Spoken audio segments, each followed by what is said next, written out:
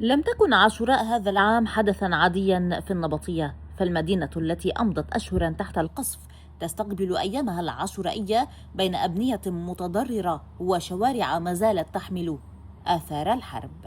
للأسف هيدي السنة الاستعدادات مختلفة كليا عن السنوات السابقة. المدينة فيها دمار كتير، النادي الحسيني فيه دمار كتير. المسيرات، مسير المسيرات كله تقريبا مدمر. فما حنقدر نعمل مثل ما كنا نعمل بالماضي. لحسن حظنا انه وقف اطلاق النار قبل بيوم. مثل ما شايفة ورشة عمل كتير كبيرة بتوجيهات سماحة الشيخ عبد الحسين صادق. لازم نخلص الشغل بكرة الظهر لنكون عم نقيم المجالس. الدمار بالحسينية عم ينشال، المواد اللوجستية عم تنشال، الردم اللي برا بالباحة امبارح بلشنا فيه.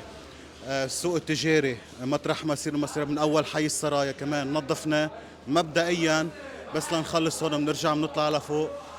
في اشياء لوجستيه وصلنا عليها من بيروت كنا نأمنها من المدينه، صارت صعب كتير انه نحصل عليها، هلا عم نجيبها بصعوبه بالغه.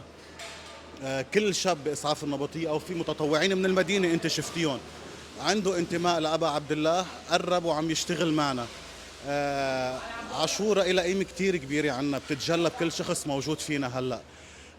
ونحن على يقين على يقين كل شخص فينا انه لولا عاشوراء ما كانت وقفت الحرب، مع احترامي لورقة التفاهم. بس لولا ابا عبد الله وفي عاشوراء ونحن كنا عم ندعي انه نحييها كيف ما كانت وقفت هيدي الحرب.